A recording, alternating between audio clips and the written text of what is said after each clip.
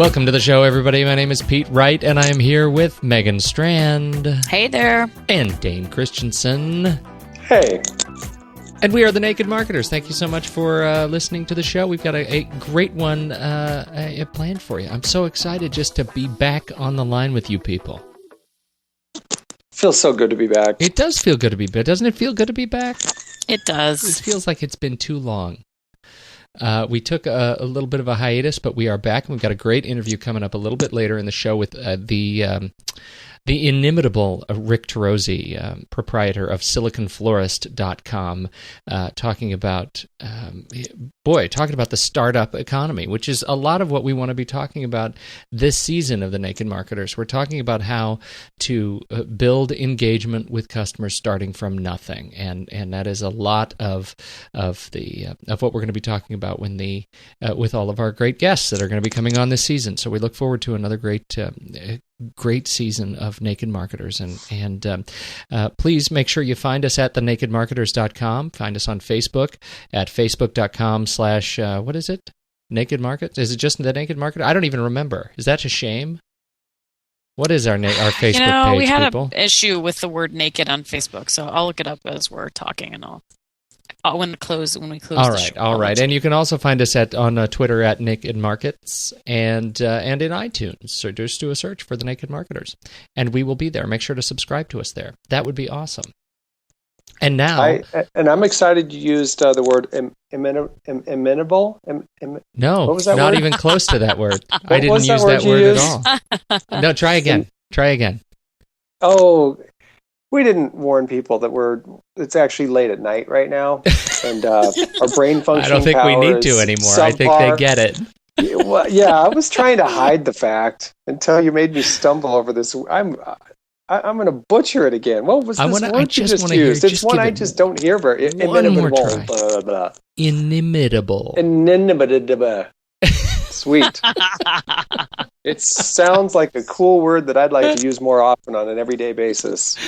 That is awesome. Oh, and Megan found our Facebook. You should try to pronounce our Facebook page. There's no vowels in it. Marketers.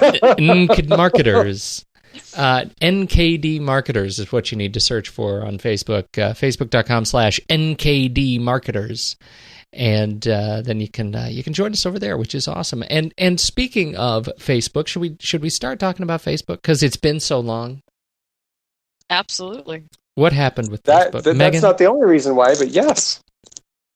I get to kick it off? Okay. Yes, please kick it off. So Facebook, when was this? Was it just yesterday? I think it was just yesterday, yeah. October 6th. Facebook had yet another press conference with Zuckerberg, and they announced several new features, which I'm going to bypass two of them and talk about their new Groups feature, which is an interesting feature because it's kind of like a mini Facebook within a Facebook. So most of us that use Facebook regularly have a very broad continuum of people that we've friended, from high school acquaintances to work colleagues to really our closest inner circle. And my understanding is that the Facebook's Groups feature is not going to have you per se like make a list of people, but it's going to start suggesting people that you may have connections with already that help you build your groups. Is that right? Am I explaining it well? Anybody? I don't. So wait, maybe I missed that whole part. So actually Facebook is going to start suggesting people that are in this group? Yeah. That's not how I've used it. My problem is I've read three separate articles about it. Now I'm trying to go back and well, that's clearly too much information. Well, that's why you only focus on one even marginally questionable source. Because they've had this lists feature that's not that helpful because trusting people with their own lists, apparently we just kind of make a mess of lists.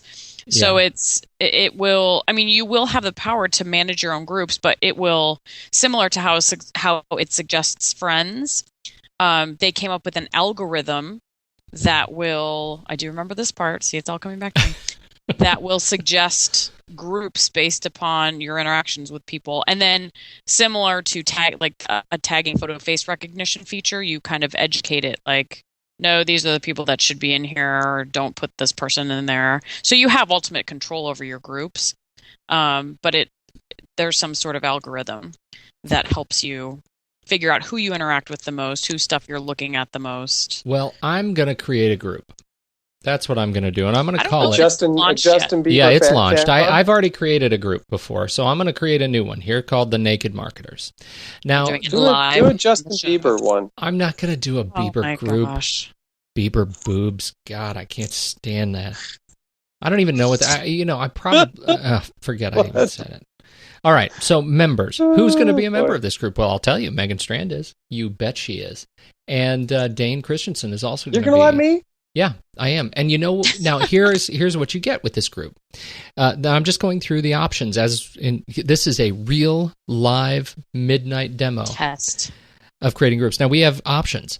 This could be a closed group, which means members are public, content is private. So it's posted on people's pages that they're a member of this group. It's so you can see where they are, but you have to be invited to join. We could make an open group, which means members and content are public. It can't be open. You must close it. Or it could be, this is my favorite one, it could be a secret group. We could be the secret Naked Marketers group. Right? It could be totally secret. I don't think we should make it secret, but it could be. And so once you say that, so those are your three options for groups. So I'm going to create a closed group. So members are public, but content is private. And I'm going to create it. And now it takes me to the group, and you guys are members, and you should receive, if you're online, you should receive messages inviting you to this group. Or no, that's important. It's telling you that you're in the group, because it's like anything else in Facebook. I can tag a photo of you doing something illicit. I can tag a place. If you and I go to a place together, I can tag you as being at that place. I can also now add you to. Like that. Yeah, I know, and I can also now add you to a group without your explicit permission. Added. Yeah. Look at this. Now I added you to the group. Groups now let you share, chat, and email with a small group of friends. I feel so exclusive now. Okay, so I found this is a Fast Company article. To do this, Facebook will now create friend groups for you. In the past, Facebook has attempted naive solutions, which boil down to asking Facebook users to make their own lists. According to Zuckerberg, less than 5% of users took advantage of this option. Even fewer people made more than one list. How did Facebook decide to solve this issue? Let's design an algorithm. Based upon an algorithm, Facebook has developed an index for each relationship which tracks which friends you are close with and which friends you are not. From there, Facebook will suggest groups for you and help you populate the groups you've created. I can't think of the amount of times I've solved my own personal problems with algorithms. I do it all the time. Yeah. Boy, if I had a dime, right? Now, here's the thing. I have no idea where that option is. Like, it doesn't seem to me that there is any sort of, I don't know where to set the algorithm up. I'm looking through the admin options. What this allows us to do is, a couple of things. First of all, it lets you do all the stuff you can do on a Facebook, fan page, or the old group page, which now I guess is gone.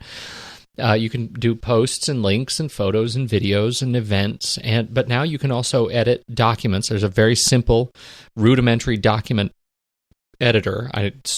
One of these things is not like the other one, the way you look at it, but I don't know. It's a little bit weird. But it also creates kind of an ad hoc mailing list, so you can actually email members of your group. So now you can subscribe people to your group and then email them, and it shows up in their inbox. Right? Not in their, updates box that kind of gets lost in the cruft. So imagine you have a group for, an open group for your product, or an open group for your cause, or an open group for whatever. Suddenly you now have a mailing list that I have to imagine will be easier to build than an opt-in, because Facebook, by its nature, is so very opt-out. You have to say no after it's done. It's like the stop sign goes up after the accident. And and instead of, opt in on your website. Is that a problem? Is what a problem? It's becoming less and less of a problem, I think. Why? You just think people are getting used to it? Yeah, that's why. That's what I mean by that. I think that it's one of those things that we're a little more desensitized to. Frankly, that's my own opinion. But Megan? Megan, I'm here. You just what do you think? I mean, I'm curious what your about your the opt-in, opt-out. Well, I think to their credit, and I typically don't side on in the Facebook corner on privacy issues, but I think they're getting a little bit more savvy in hearing what people are saying. Like, one of the other things they released that I wasn't going to talk about was the fact that you can now see all the applications that are pulling stuff from your Facebook page, and you can see exactly what information is being shared. So they're giving you a little bit more control. The other thing that they've launched is the ability to download all of your information you've ever put into Facebook. So they're giving you a little bit more control. So I think they're seeing the writing on the wall and understanding that there are privacy issues. But, at the same time, this whole opt-in, opt-out culture, I don't know. I don't have a great answer. I guess bottom line is, does it not even culturally, does it wig you out a little bit that you could, A, be subscribed to groups without your permission, and B, start getting a whole bunch of email from these groups without your permission? I mean, does that become more of a pain? The latter of the two concerns me, and the former of the two. I mean, because I've since you've created this group, Pete, I just for fun kind of added 2 other people here, and it's just kind of interesting that because I did that, they're now members of the group. I think we go back to sort of this honor box thing with Facebook, where it's, if people use it in good ways, then you think, well, good, because it's just less effort for me. So someone thought I might be interested in this group. I was added, and that makes me feel like I was invited to the cool table in the cafeteria. But let's say somebody adds me to their, S&M fetish group. Well, that was what happened. We've talked about Jason Calacanis before on the show, and he was added to the NAMBLA group. Oh boy! Without his, obviously. Yeah, that seems like a problem. Maybe with his permission. I don't know. Can you push information through a group? So if somebody subscribes you to a group, it just gives you access. It doesn't necessarily mean you're going to be getting messages, right? No, it means you're getting messages. Yeah, that is going to be that might be troubling. So from a privacy standpoint, it makes you think there should be a setting where you can turn that off, and I believe there is. That's in in the privacy settings. I just haven't found it yet. But from a marketing, eight clicks deep. That's probably. right. That's right. But from a marketing perspective, act now to build your list before they turn that off. Yeah. Yeah. No kidding. Perfect. Get on it. So that's Facebook groups, and so we now have a Facebook group. It's a closed group, which is, it's so really, it is quite prestigious to be a part of the Naked Marketers closed group. We are only 5 people, and just going to add, and 2 of them slowly. Don't even know. Exactly. They're going to wake up in the morning and be like, "What?" That's nice. So we'll see. Very nice. It'll be fun. So that's Facebook groups. A live experiment. Much fun. What else do we have to talk about? Can we talk about the Gap? Oh, please do. Are you guys up in arms about the Gap? Have you seen this? Oh, I think it's hilarious. Up in arms. I think it's really. But there are a lot of people up in arms about the Gap. I think it's hilarious. Okay, we'll tell the story, and then I'll tell you what I think. Well, the story is, here's another company. This is a company with, how long has the Gap been around? 30 years? Ooh. Wait a minute. Their origins go back, I'm going to say 40. 85. I'm going to say 40. You want to say 40?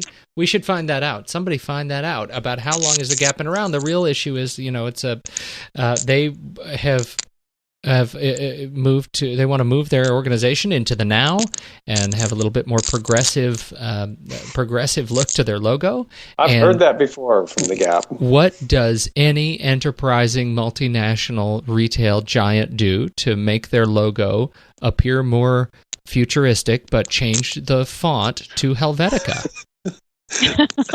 That seems to be that seems to be what you do.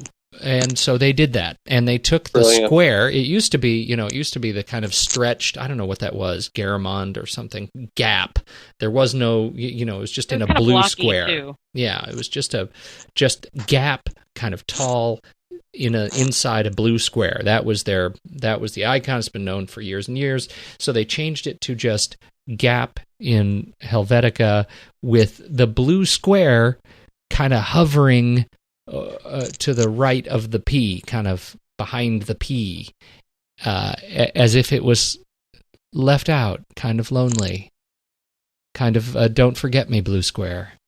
And so I don't know. I mean, the bottom line is they made a change, and that's fine. Everybody gets pissed off at change, and a lot of customers have and brand, let's say quote, I'm saying this in quotes, brand and design experts have gotten up in arms about the Gap. Now, the upshot of this, the Gap had originally said they're going to launch this logo in the United States, and then they're going to roll it out over the holidays in the abroad. And what has happened since, based on all of the criticism of the redesign, they have now stepped back from that decision. They've said it. They've at least they've said, we're not sure when we're gonna roll it out. We may, in fact, not roll it out internationally. Who knows? Maybe they'll go back to the old. Well, but did logo. You see what they said on their Facebook page? No, what does it say? They said, I missed that one. Oh, well, that's just one idea. We're actually going to be doing a crowdsourced contest. No. Yes. No. That is like the big part of the story, yeah. So we'd like your ideas too. That's why I think it's hilarious. Oh my God, that makes it much better. Well, you don't like our logo? See if you can do better. Yeah. Armchair quarterbacks. Well, and the funny thing, this is not funny. It would not be funny. It would not be funny. The agency that redesigned the logo. The agency that redesigned the logo was Laird and Partners out of New York. And they were also responsible for the holiday campaign that was to go along with this redesign. And that apparently is at least there has been language saying that might be in question. I don't know. What do you guys think about this? I mean, has the Gap caved? Did I miss something here? Like that there's actually speculation at this point that this whole thing is a social media experiment to begin with? Yeah, that's what I got from what Megan just said off their Facebook page. Well, but people are. Is this part of the repositioning, Megan, where they're saying like, oh, well, I guess. Wait a minute, take that back. The people, I guess, are saying, not the Gap, but people are saying, hey, where this looked like it was a really big blunder? That was just an attention-getting gimmick the Gap did, and they're doing all this to get interest in this social media campaign, this crowdsourcing effort. Well, that is not what they're saying. They are saying. Well, I know they're not saying it. I mean, their logo has been launched. It's on their website. It's everywhere. It doesn't look like it's in test mode. They've been surprised by the response to the new logo, which was received well internally. It's impressive, the passionate outpouring from customers. Listen, given this response, we decided to open it up. We'll explain more specifics in the next few days. Gap posted a message on its Facebook page last night saying that in light of the response to its new logo, it will be conducting a crowdsourcing project. There you go. So instead of a focus group, it's like, hey, all the people who worked for me thought it was great. That would have been brilliant, Dane. Wow. They had actually staged that, put out this lame logo. But the funniest thing, have you seen that? It's like crapmylogo.com or something. It's a site where you can go and put your whatever name in it, and it will essentially auto-generates the exact same font in blue square with your name behind it. Oh, that's really awesome. Fun. Wait a minute, hold on, I'll find it. It's somebody. That's our tool of the week, I think. Craplogo.me. Craplogo.me. Okay. So you just plug in whatever, and then you hit submit, and it gives you your name or your logo with in the exact same font with a little blue square on the right-hand corner of it. It's pretty funny. That's so great. I get your crap logo, and there it is, Pete Wright. I just did a logo type of myself in Helvetica with a crappy blue square. Warms my heart. Why hire an expensive firm to rebrand? Well, okay, so let's back up here a little bit. What do you guys, what Gap's response, is it appropriate?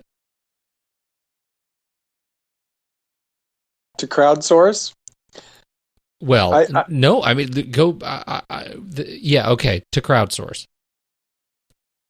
It depends on how it plays out. I mean, if it is what it looks like, they kind of screwed up and no one likes the logo and it's, a lot of wasted money at this point and possibly now a stunted campaign that was set to roll out. I can see that as a big, expensive failure. But maybe there's a silver lining. Maybe they do get attention, because I haven't paid attention to the Gap for any reason really in years. And you know what I mean? I mean, maybe people do get pulled in, and maybe people do feel like they have some buy-in on some level, or they get some participation, which is that to me is social media at its best, is when people really feel like they're participating with a brand. If that happens, you know what I mean? I mean, if that's sort of like the unintended consequence, then that might be good. But so far, it looks like it's just a lot of wasted money and time. Okay, so you know what I think? I think there's somebody inside the Gap who is terrified to make hard decisions. And I think that's really unfortunate, because what this reeks to me is we did a rebranding.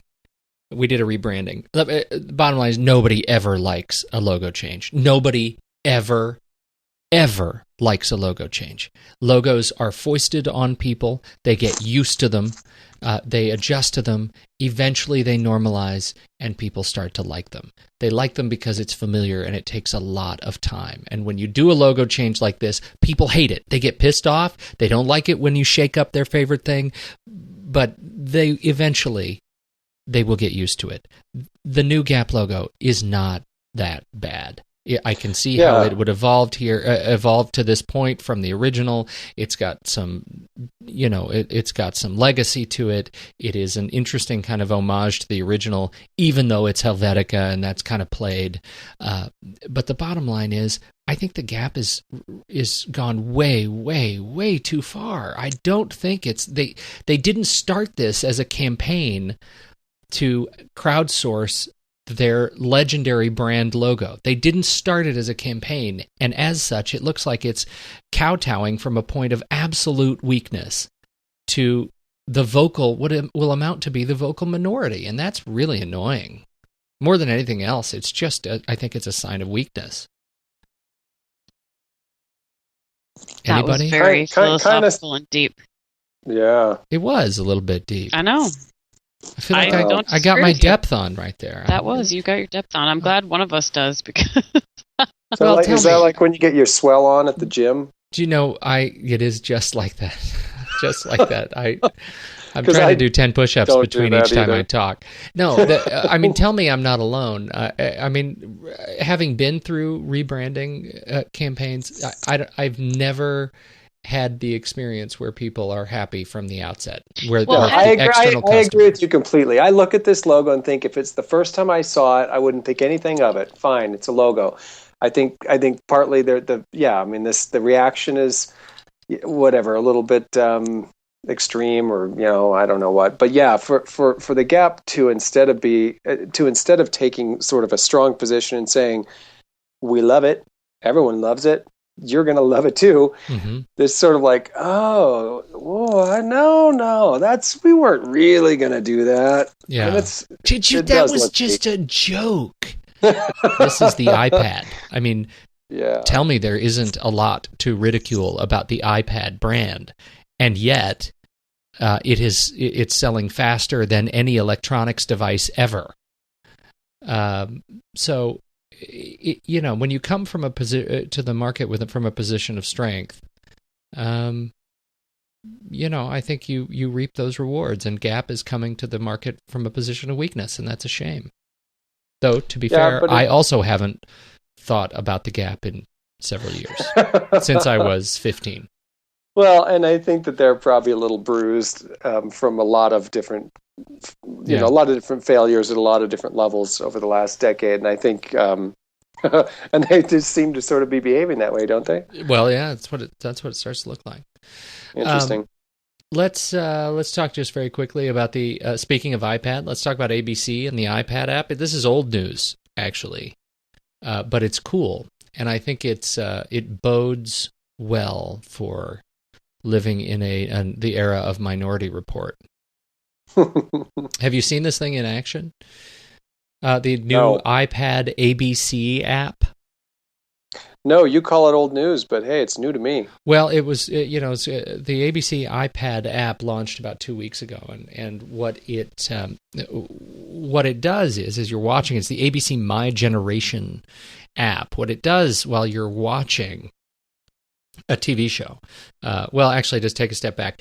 In every TV show that is broadcast on network television, there is this hidden sound that is called an audio watermark, and it's there to sync with ratings boxes for the Nielsen ratings company. They give you these boxes, and these boxes have little microphones on them that listen for this audio watermark to know what show you're watching when you're watching it, and that's how ratings are counted on by these families as they change the channels. The Nielsen box is tracking every second that they watch, and so they built that same sort of ear into the ABC iPad app. So while you're watching this TV show on ABC, you hit the button Sync with Show, and you get custom content that is synchronized with the show that you're watching. So you might end up getting trivia for a show. You might be able to end up playing a game along with the show. You can get additional content on performers that you see showing up on your iPad. So you end up sort of getting to watch two screens while you're watching your television show. I think it's really interesting. I'm not sure that it. I don't know that I'm necessarily interested to, as a customer, to sit and when I'm vegging out watching TV, to sit and actually, interact with the iPad, in that way. I mean, usually if I have my iPad in my hands, it's because I'm, writing an email while a show is on or something, and so I'm sort of multitasking. I'm not really monotasking to watch TV that actively, but. When you think about it from an advertising perspective, isn't it interesting if you had your ad show up and you could suddenly start, pop up, requests for information boxes for people. You could have it interact maybe with the iAds program with Apple and have your ads, take you to that next level of interactivity. I think we're going to be seeing more and more of that kind of background interactivity. Yeah, and I think that on the surface, this doesn't feel like, wow, everyone's going to want this tomorrow. No. But I can see there's just enough, of a glimmer here that you think, okay, so maybe this app, even as is just waiting for the right TV show with the right audience to click in, or maybe, the right advertiser with the right, applicable use, or I think more likely there'll be evolutions of this kind of a concept that we'll probably see as we, as you said, move into the Minority Report era. But, I can see right off the bat something like, let's say, Glee or American Idol, or I think those shows probably have an audience that might be built in to really want an additional interactivity. So I don't know. There's something here that says there's a very interesting potential on the horizon. Yeah, particularly when you think about, for example, having your mobile device listening for audio cues, not while you're watching TV, right? When you're walking through the mall, Okay, now you're scaring me. Right. Now that's just creepy, scary. I mean, that's yet another way to, is if you don't have, your Wi-Fi on, if you don't have your Bluetooth on, and there's yet another way or your for swell you to on, be, or your swell on, or your deep thought on. Yeah, I mean, there's yet another way for you to be interacted with as you reach into your wallet. Scary. It's kind of scary. It's just crazy, isn't it? What do we is. do? I'm going to move to a farm somewhere in Mexico, maybe. I don't know. Yeah. Okay.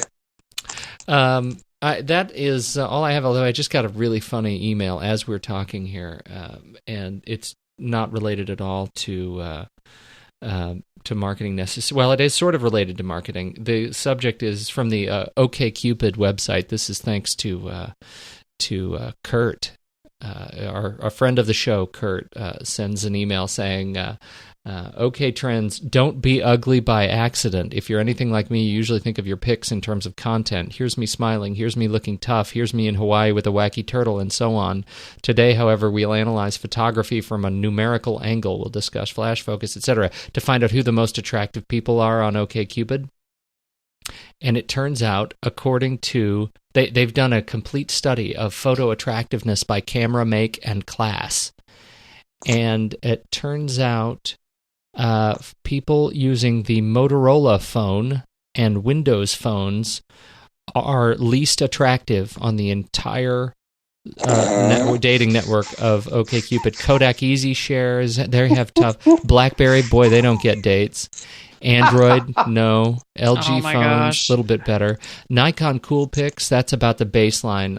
Nikon and the Minolta DSLRs. On the upside, Apple iPhone and Sidekicks are right in line, but Samsung point and shoots, Canon PowerShots, the most attractive people are in pictures that were taken by the Panasonic Micro Four Thirds cameras. So by a professional photographer, and they might be models? Well, no, they're it's a nice camera. It's not a professional grade camera by any stretch. Okay. In fact, the Nikon DSLR, which could be professional, could not be, is kind of in that midpoint. I mean, it's half as attractive as people shot with this Panasonic Micro Four Thirds. So there's another one, but the best one is down here. Also, iPhone users have more sex. File this under icebreakers. Finally, statistical proof that iPhone users aren't just getting screwed by Apple. Sexual activity by smartphone brand. So according to OkCupid, average number of sexual partners by age 30. Android, 6, BlackBerry 8, iPhone 10 for men, 12.3 for women. So if you're a woman and you have an iPhone, woman with an iPhone is nothing but you are having the most sex on OkCupid. I mean, what does that say? That is a branding conversation if I've ever heard one. Somebody needs to have a tagline around that. It's a branding conversation and not at all scientific. Based on rigorous empirical research. Right. And on that note, I think we really ought to bring the smarts. Oh, I can't wait. Please, let's. Our special guest this week, our guest, the first episode of our second season. I'm very excited because we have it's sort of a Portland hero. Dane, are you excited about Portland heroes? I know you don't live in Portland, better kind. There's no better kind. I love heroes in general. I mean, I'm a fan of heroes. Do you know what I think Portland about? Hero, It's not only a Portland hero. I think it would be fair to characterize our guest as the Robin Hood of the Portland tech media startup scene. Cool. Rick Turoczy, welcome to the Naked Marketers. Thank you. Thank you so much for joining us. Now, Rick, you are the what are you even called? The impresario of SiliconFlorist.com? Yeah, I think that's my official title. Yes. I did a search for impresario, and you came up first. Tell us a little bit about SiliconFlorist.com first to give us an idea of what you do over there. Sure. So Silicon Florist basically it's a blog. It's focused on startups in primarily the Portland area, but throughout the Silicon Forest. So sometimes I cover startups in, Salem or Corvallis or Bend, for example. But the idea behind it was really that there were a lot of cool things happening in the tech scene, especially around things like open source. More recently, mobile development, web-based technologies that really hadn't caught the eye of traditional media. So Portland Business Journal, the Oregonian, those sorts of resources weren't really covering the topics, nor were major tech blogs like the usual TechCrunch, ReadWriteWeb, GigaOM weren't really paying attention, and yet there was a lot of activity. And so I, in some fit of madness, sat up one night at 2 a.m. and said somebody should be writing a blog about that kind of stuff. And that was about 3 years ago that I started doing that, and I've been publishing practically every day since. Well, it has really become sort of a staple in the Portland community. I mean, it seems like Silicon Florist is just about everywhere you go, so I'm wondering how much has AOL offered to acquire you? Well, we're in discussions currently. They sent me a disc with 100 free hours on it. So I'm thinking we're pretty good. That's good. Those are valuable. Those are very valuable. I'm going to hold out for 200 hours. That's right. That's right. But at least you're in the ballpark. Yeah, exactly. They're good bookends. Well, what we are, I'll tell you, what we're most interested in, particularly focused on this season, is to talk about, how startups get the word out. I mean, this is talk about folks who are in the trenches, trying to get the word out and get people invested in new products and services and really build a connection and an engagement with an audience, and we recognize that is difficult. That is difficult to do as a startup when you don't have a lot of when you don't have a lot of social capital, and so we thought, what better person to talk to than someone who's really been focused on the startup community like yourself for the last 3 years to talk about who's doing it right. What are you seeing in startups that are really building engagement early, that is solid and strong, and who are the companies to watch? Yeah. Well, I think, the most interesting thing, and just to give you some of my background, I've been in the Portland tech startup scene for about the past 15 years, doing primarily marketing communications kind of stuff from, traditional stuff on through the web stuff. And the interesting thing about the companies that I tend to cover is they're kind of those startups that are in a pre-marketing mode. Like, they haven't even become mature enough to engage in a great deal of marketing. And so a lot of what I see happening is this interesting kind of ad hoc activity, or less planned, traditional marketing campaign or, promotional campaign, and more just, person to person, real engagement.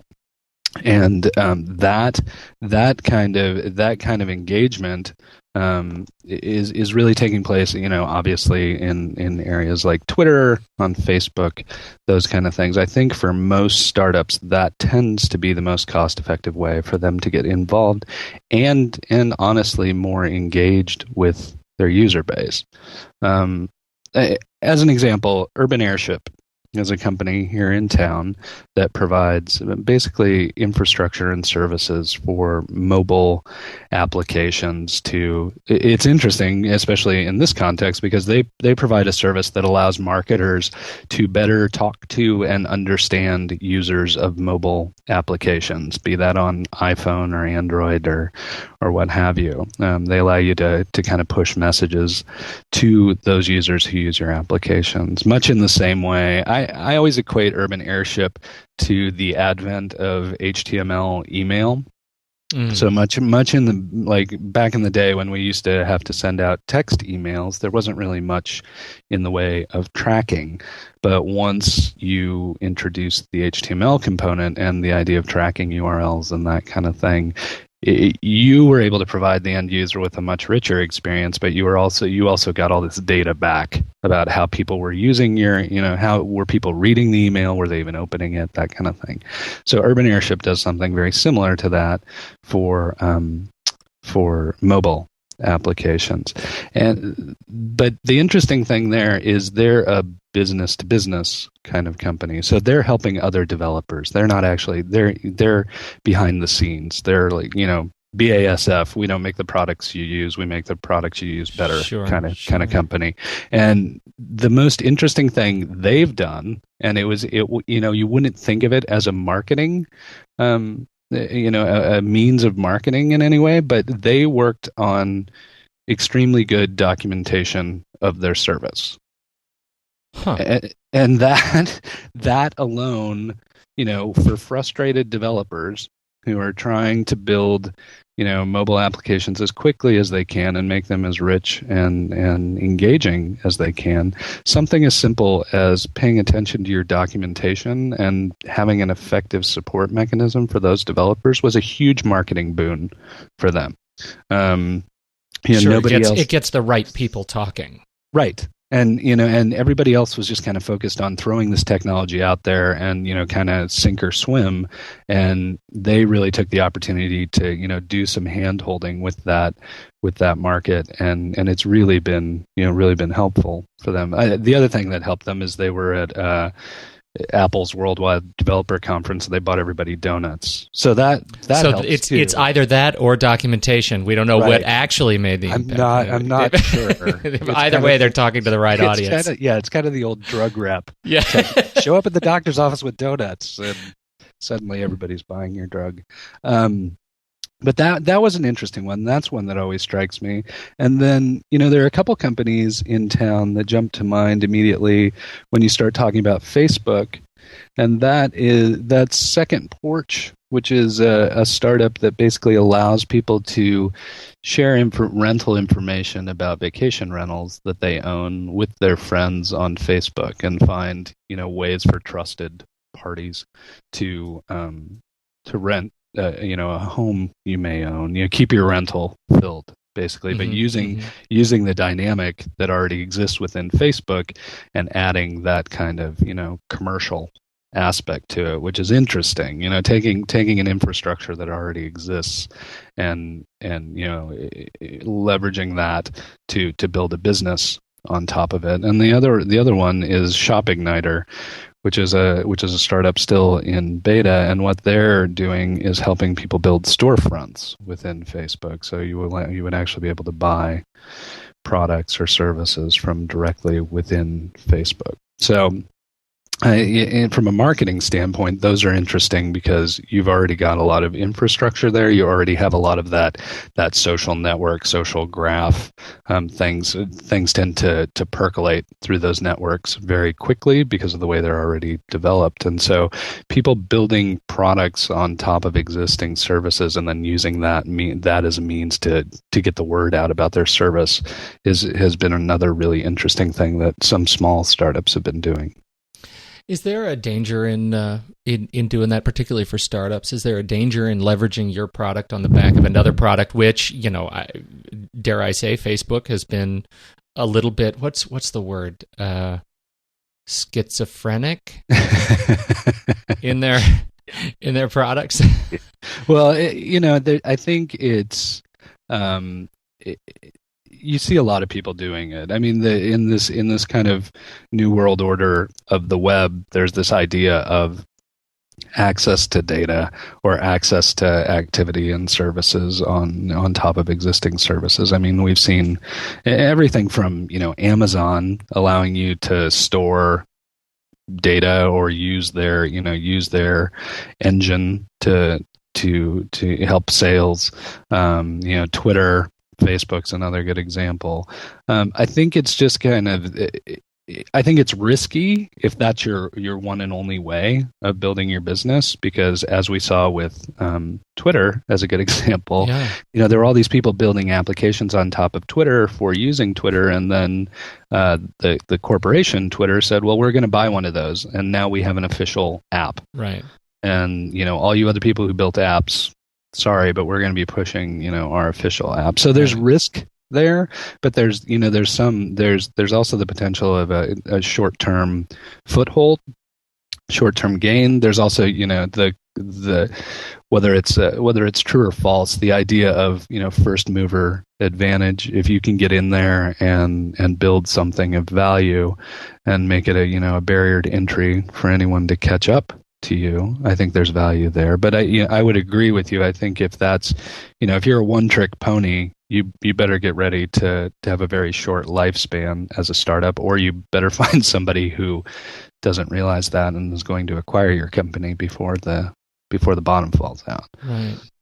We talk a lot about social and Twitter and Facebook as platforms, and I wonder if you could wax technosophical a little bit on this idea that when one of the big complaints I get from more traditional organizations is there are no real substantive lessons that can be learned from Twitter. That Twitter is direct quote, a glorious waste of time. Now I think, present company excluded, we all sort of disagree fundamentally with that, but I wonder if you can help us determine why.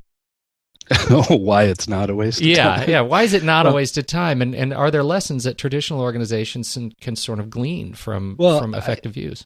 Yeah, I always kind of find it humorous that the same organizations that are willing to spend, upwards of 6 figures to send 5 of their sales guys to go drink cocktails at an event in Las Vegas are unwilling to spend, a couple hours dealing with Twitter on a regular basis.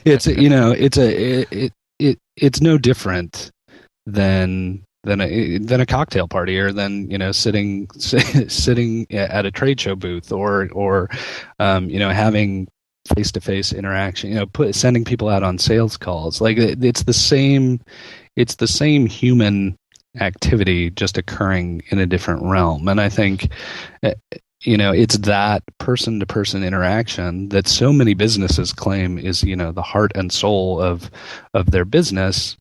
Those are sometimes the self-same people who are complaining about things like Twitter and Facebook, saying that they're a waste of time and there's no proven ROI.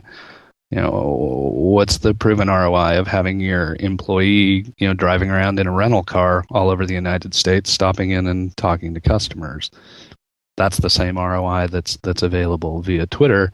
Not that one replaces the other. It's just a different tangent of the same activity, and you have the ability to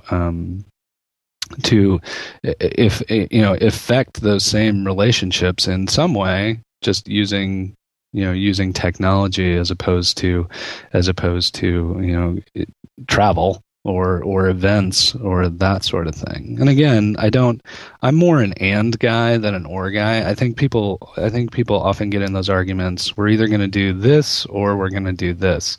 And what a lot of organizations have a hard time realizing is they need to really get in the mode of doing this and figuring out how to balance that effectively and use them in conjunction with one another. I mean, it doesn't, much in the same way, it doesn't do any good to go to a trade show and grab a stack of business cards and then not do anything with them. It doesn't do much good to have a Twitter account and just, continually spam your URL out there and not use it as it's meant to be used, to interact with other people and to participate. So I think there's some learning curve there too that tends to make a company a bit gun shy about that kind of thing. Well, it sort of deals with the dichotomy that you brought up very early in our conversation, that I think you used person to person and real engagement in conjunction with online engagement. Mm-hmm. And that's one of those things that I don't think people have or more traditional marketing folks have quite grasped yet. Right. That one is somehow less authentic than another. Right. Well, and I think, I'm clearly no fan of big corporations, having tried to avoid working for them my entire life. But the fact of the matter is, businesses have been business is all about efficiency, and marketing people who exist within larger businesses especially are taught, how do you make this process more and more efficient? That's the appeal of email, right? I mean, you can send a mass email to 10,000 of your customers with the push of a button, and it'll customize it and pretend that it knows their name and their company and all that kind of stuff. And the scary thing about, I think, things like Twitter, Facebook, is they're not scalable in that manner. You can try to make them scalable in that manner. I mean, people will use they're going to use a client of some sort so that they can blast a message out to 20.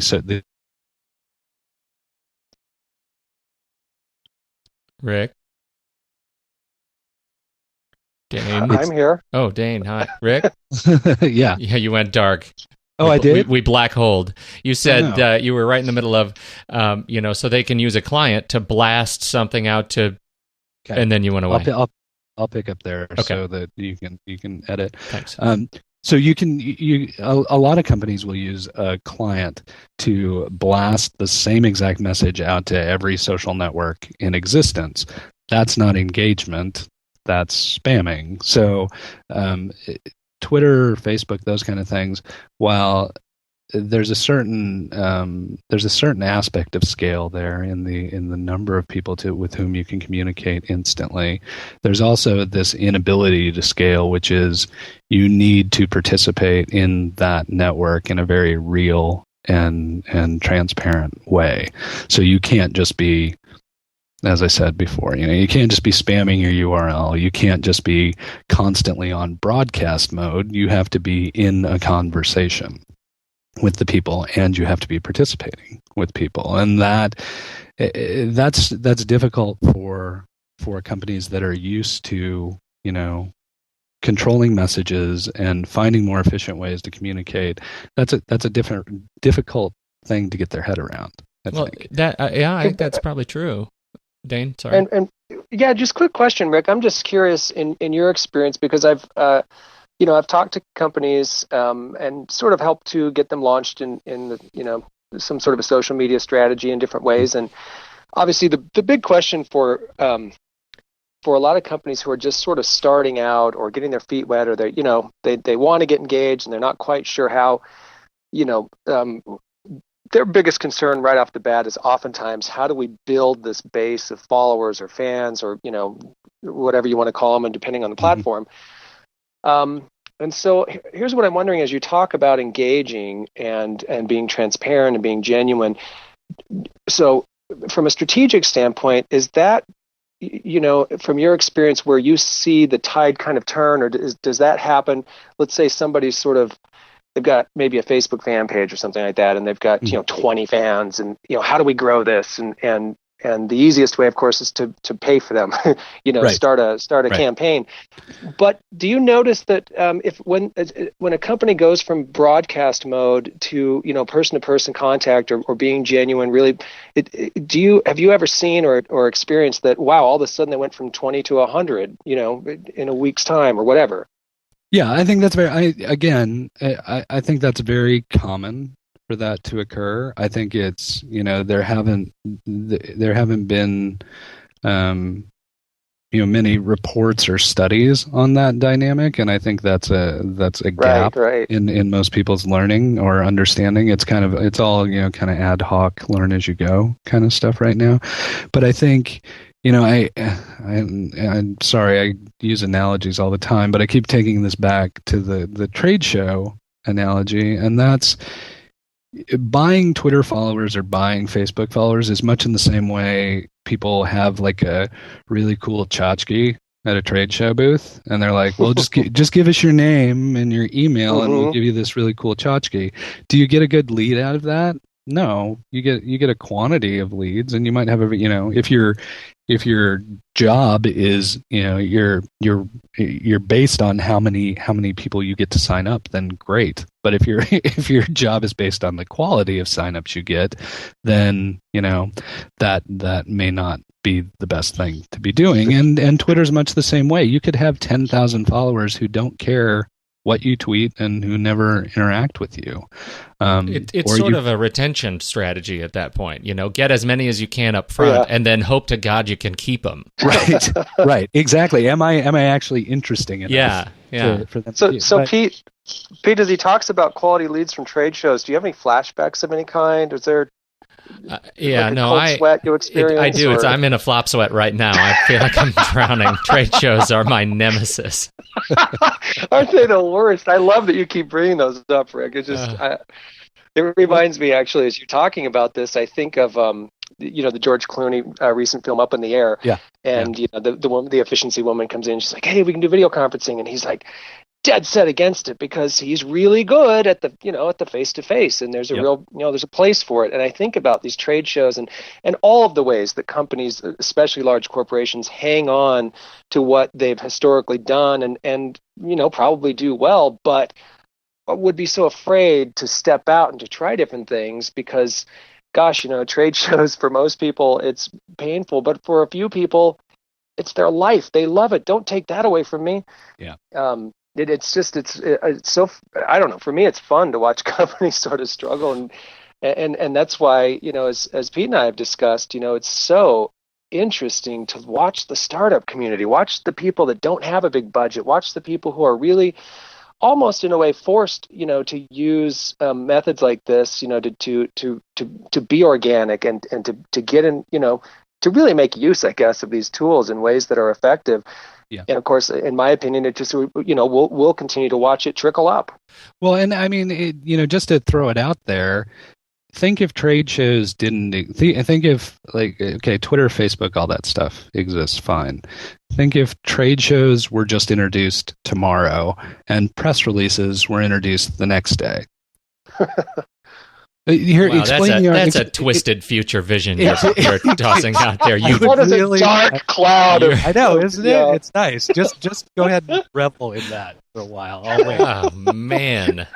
But here's if you try and explain the ROI of a press release, you're going to pay $1,000 to put words you've written on a wire that's going to go out to supposedly press, who won't cover the story, and the only people who are going to read that press release are your competition, and you're going to do that on a regular basis. Just go ahead and throw that $1,000, $2,000 out there. Not only that, you're going to pay an agency to manage any potential inquiries that may come from that. So go ahead and throw $10,000 at them a month as well.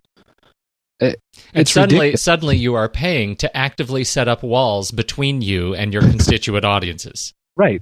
Exactly. And so you look at traditional means of marketing, you're going to print a piece of collateral that costs $10 a pop that you're going to hand out to people who aren't ever going to use your product, but it looks pretty, and you spent tens of thousands of employee hours building it. But I mean, you look at that more traditional stuff, and there's even less ROI there. And a demonstrable ROI. It's just because we've done it the whole. Well, this is how you do it. You do a brochure, you do an event, and you do a press release. And people like to push back on stuff because they don't understand it. They're afraid of it. They don't want to change status quo. But really, the things we've done up till now, an advertising campaign that you're going to pay $2 million to put on the Super Bowl.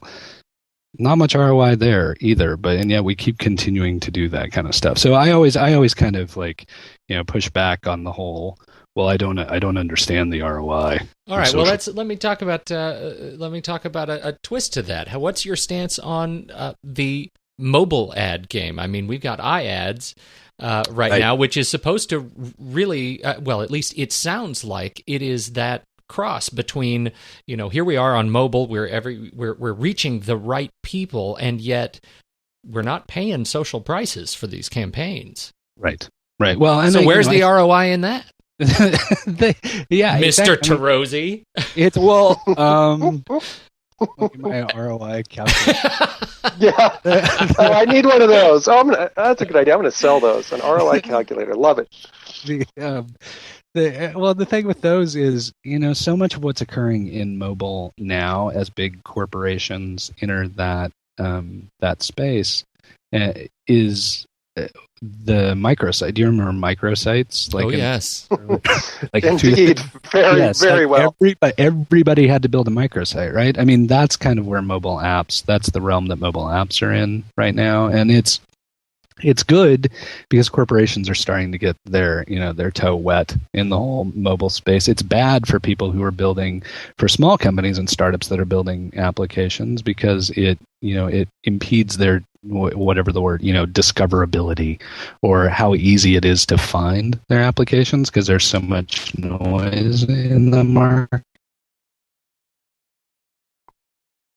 That was really ironic, because it was right when he said noise in the market, he disappeared. I thought he was forcing that with a special effect. I know. Rick, you went dark again.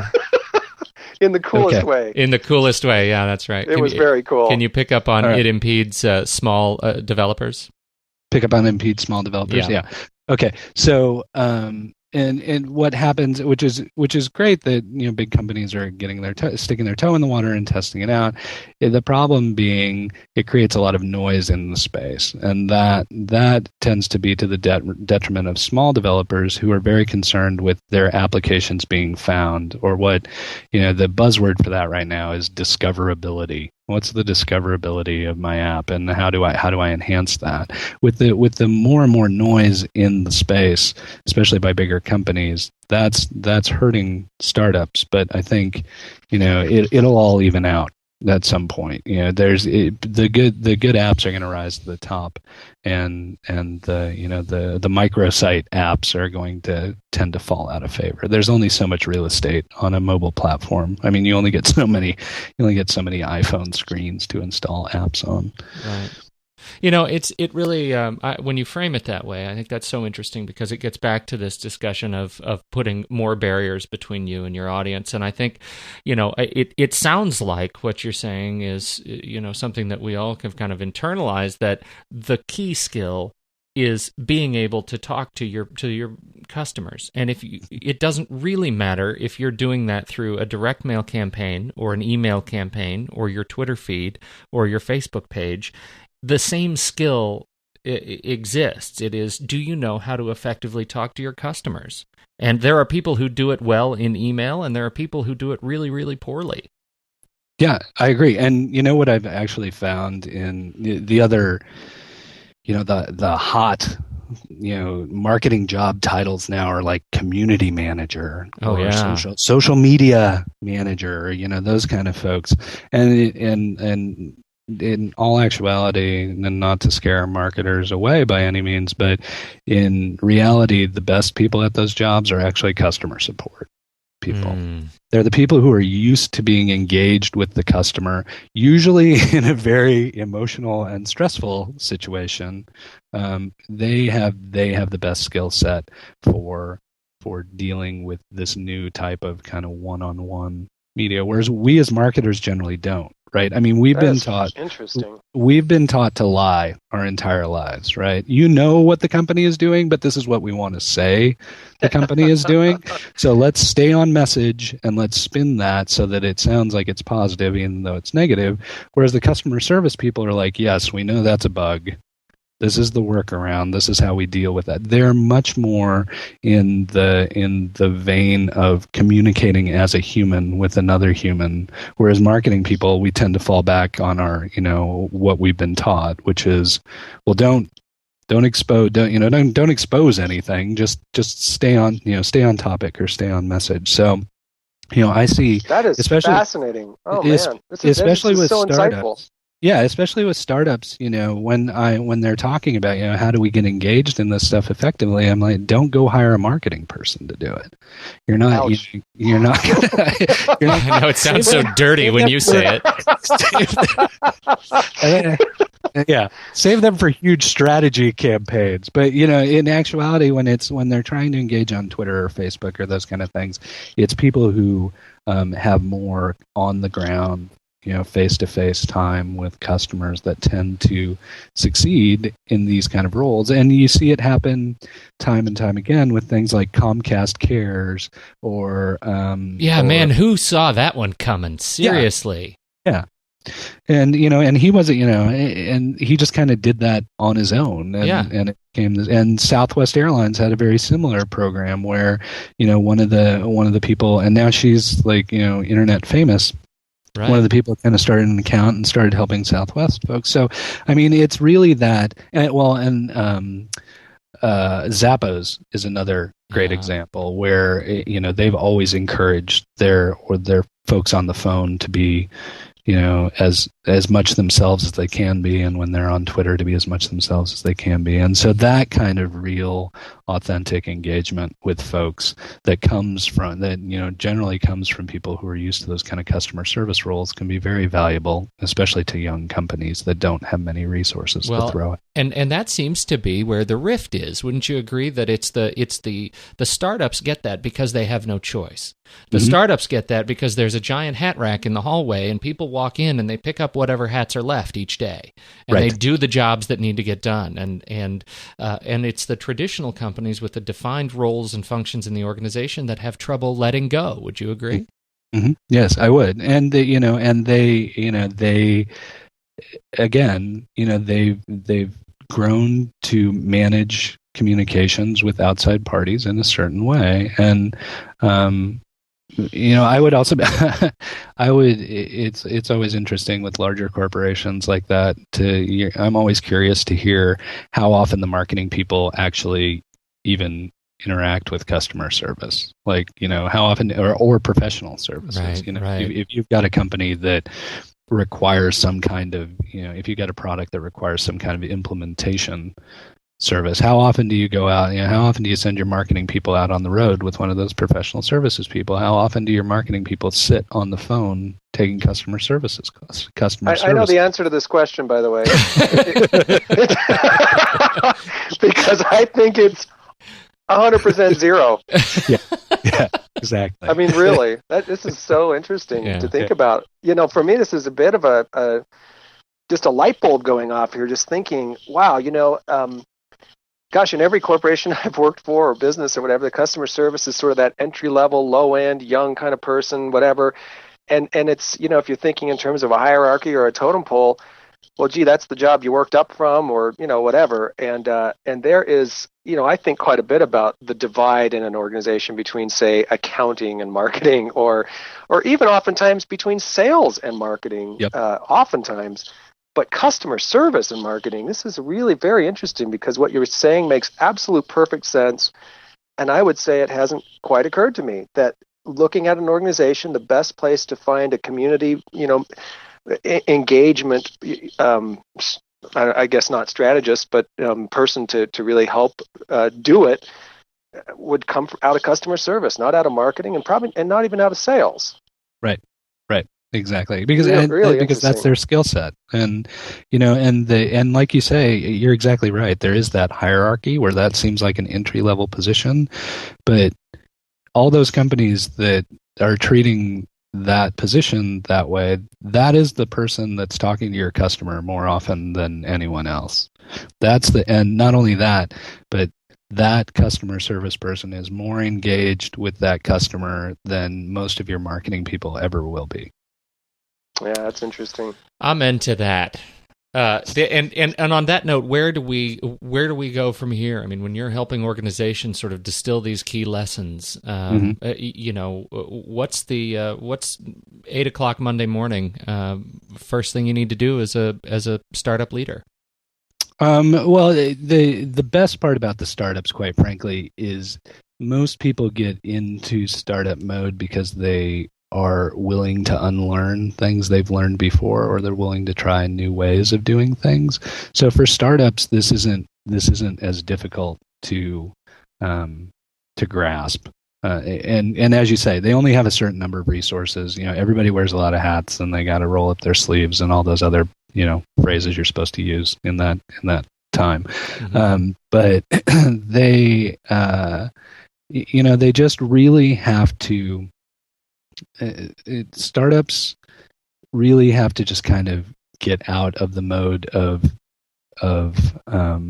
broadcast, and that's the thing I always encourage people. No matter how scary it may seem, find ways to have conversations rather than just broadcasting at people. We can't sit in our ivory tower of marketing anymore and think that, just by telling people this is the story that people are actually going to take that and go with it. Things have changed in a way that there's more engagement and more focus on, and where marketers should focus, where startups should focus, is on quality and not on quantity. The other benefit of social media that we didn't even really touch on is if you can have one really good interaction with a customer, if you can transform one existing customer into somebody who now loves your product, no longer makes rational decisions about your product or company,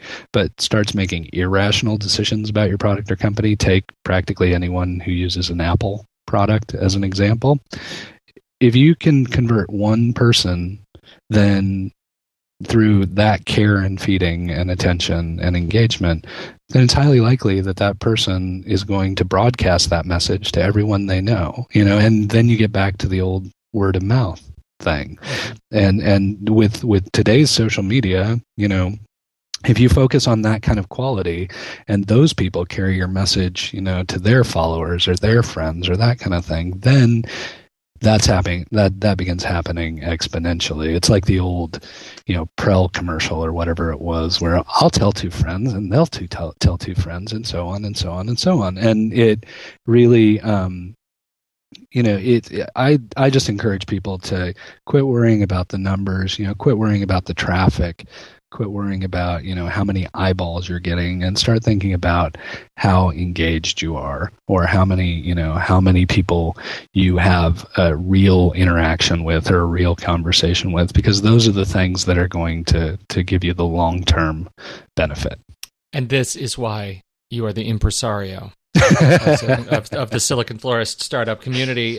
Rick Turoczy, thank you so much for your time. Sure. I went ahead and plugged siliconflorist.com for you when we started talking, but where would you like to have people find you? Silicon Florist is great. It's all one word, so siliconflorist.com. There's also Silicon Florist on Twitter, or where I tend to be more active on Twitter, and probably the easiest place to get a hold of me is Turoczy, which is spelled exactly like it sounds, Turoczy on Twitter. Excellent. And highly encourage you people to follow Turoczy on Twitter. Very active and all around nice guy. Rick, thank you so much for your time. It's been a real pleasure. Absolutely. Yeah, thank you very much, Rick. Thank you. Fascinating stuff there. That's great. Great, very useful.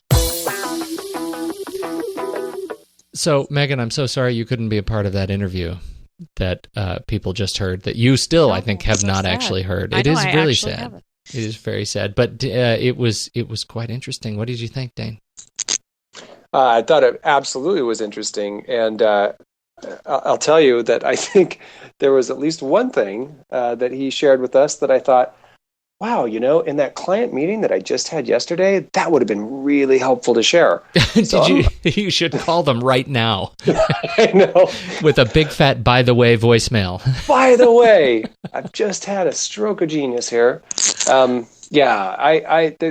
That was just one of those great interviews, I think, anyway, where, I was making a few notes and wanted to go do a little deeper research, and he did a great job of clarifying some things that I think make a lot of sense, some things that were that I didn't know I knew until he said that. Yes, of course, that makes perfect sense. Rick Turoczy has a way of reminding you that you're a smart kid. Right. You didn't even know that. And can I also say, Pete, I just want to say this about that interview. We are now in season 2, and we're sort of launching the show, and I like to call it a more clarified. There's more of a clarification to our mission here, and the fact that we're really trying to focus on the startup community and understand innovative, new, fresh, approaches, marketing approaches. This show, in my opinion, or this interview, just hit that nail on the head, and I think people should know this is the kind of thing to expect. moving forward. Absolutely. And on that note, speaking of, we talked about social, we've talked about platforms. I have a tool that I would like to introduce you guys to. It is called Bizarre Voice. Have you heard of this thing, Bizarre Voice? No. Well, no. There are all sorts of commenting engines, right? There are all sorts of commenting and social plugins. You can add Facebook comments to your site. You can add, the Facebook sidebars to your website and bring your Facebook users to the discussion. You can use Discuss. You can use Intense Debate for commenting engines. Well, Bizarre Voice is an engine for commenting and reviews that is specifically targeted to retail products and commerce. So it essentially adds commenting a la sort of Amazon reviews to your social or to your retail site online, which is really interesting to have a plugin essentially model where you can add customer voices directly to products on your page. It ends up being both sort of brazen and brave and risky all at the same time. And inimitable? And inimitable. It does all of those things all at once. It is a really interesting product, and I think it's definitely worth checking out if you run a site where you sell stuff. Bizarre Voice is a really interesting way to bring social commerce to your commerce website. Megan, where can people find you besides bed? I'm on Twitter at Megan Strand, and my website and blog is encouraged.com. That's encouraged with an I. And Dane? I continue to appreciate the increase in traffic my website strike10media.com gets after each of these shows. Do you do anything about it? Or do you just like to watch? I just rake in money. Just watch those web hits and say dollar bills, y'all.